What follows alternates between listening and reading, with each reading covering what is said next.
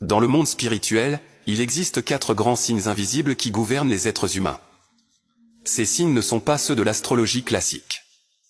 Ils sont plus anciens, plus profonds, et agissent sur ton caractère, ta destinée et ton énergie.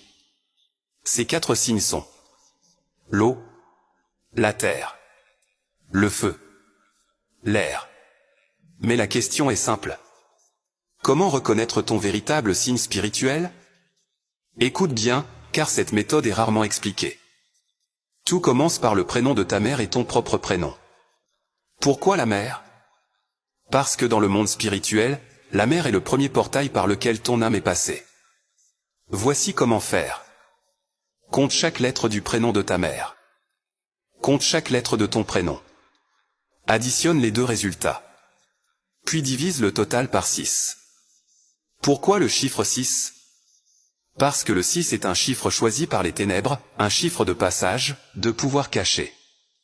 C'est pour cette raison que le 666 est considéré comme un signe diabolique.